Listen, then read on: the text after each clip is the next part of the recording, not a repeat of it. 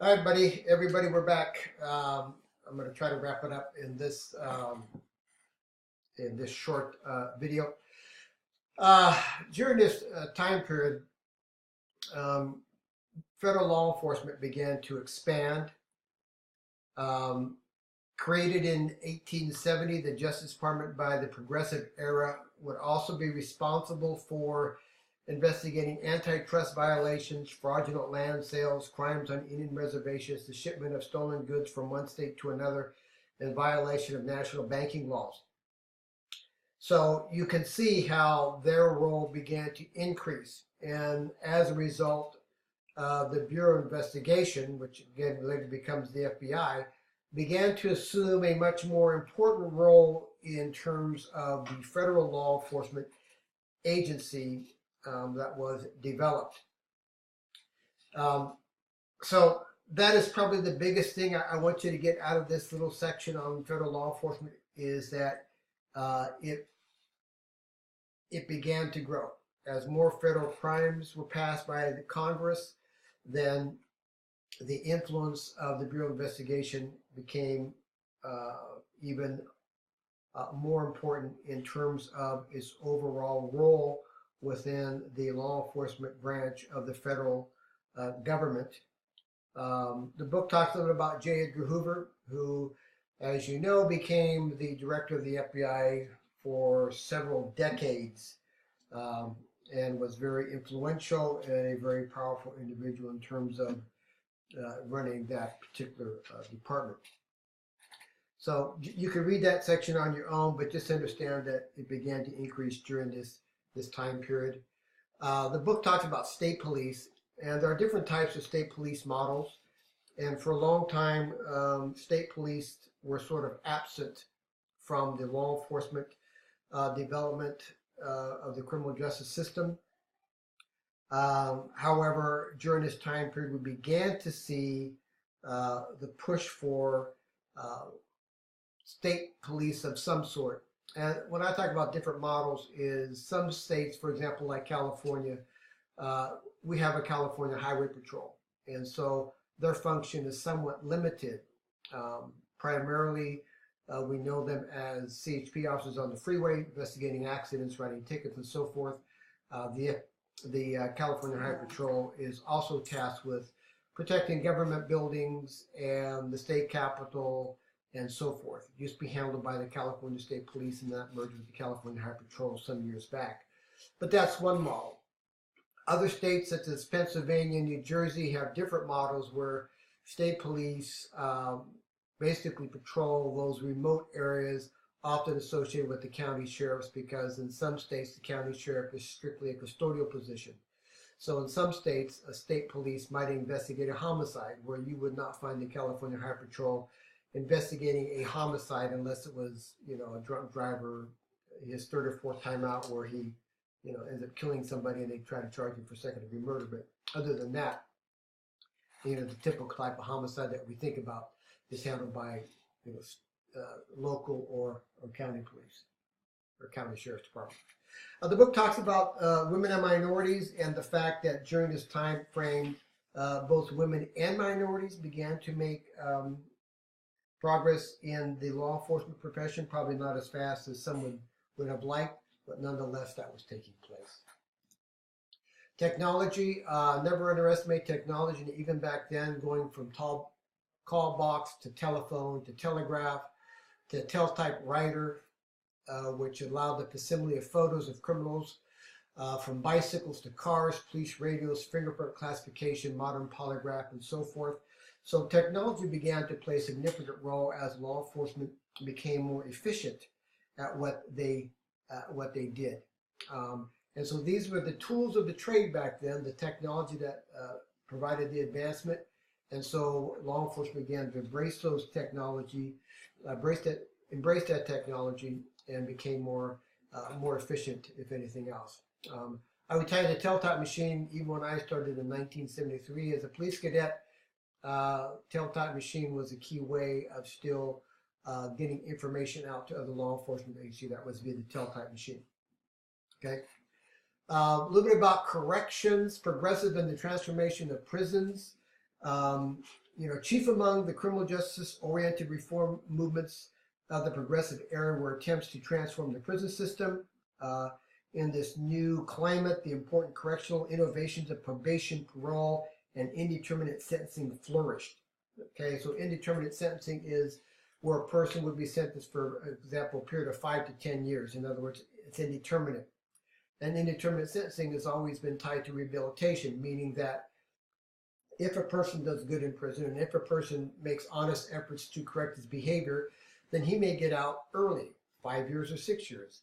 If a person fails to progress and achieve some level of reformation, then that person might spend a whole 10 years there. So indeterminate sentencing is often tied to the idea of rehabilitation.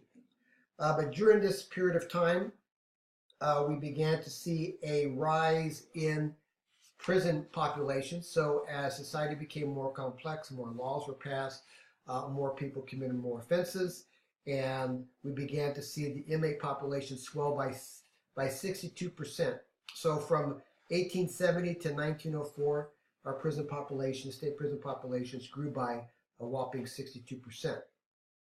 And this would only be a precursor to the tremendous increase in population over the next 3 decades. And California is in that position now where it's trying to release individuals from prison to drop the state prison population because of a federal lawsuit. But just know that,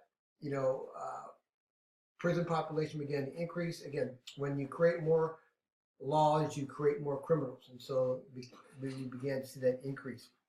The book talks about the reformatory prison movement, and it peaked in about 1910. The whole idea of a reform movement had reached an impasse, but, it was somewhat viewed effective or not effective. But understand that the Reformation, the whole idea of a reformatory, which was designed to rehabilitate younger offenders, usually up to age 30, this did have some impetus. In California, for example, for the longest time, we had the California Youth Authority, which really no longer exists per se, not to the extent that it did before anyhow.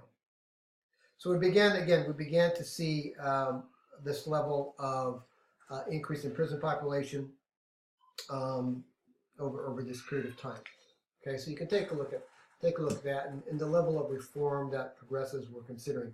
Obviously, after this, the pendulum began to swing more towards punishment in terms of rehabilitation, and now we're trying to maybe swing back towards more rehabilitation than punishment, and only time will tell.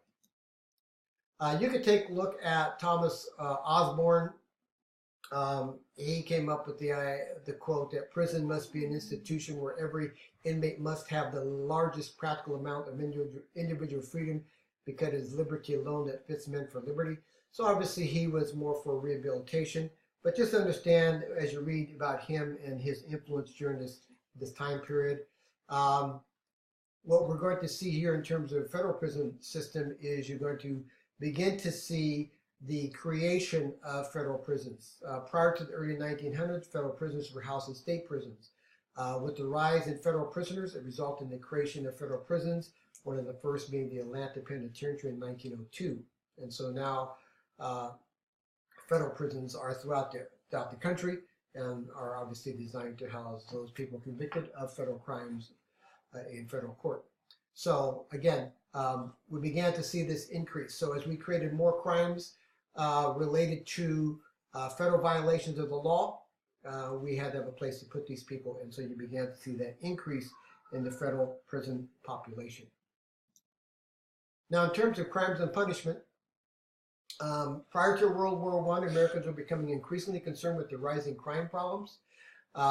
We began actually to see the beginning of gangs that were taking place, and the whole concept of prohibition in the 1920s.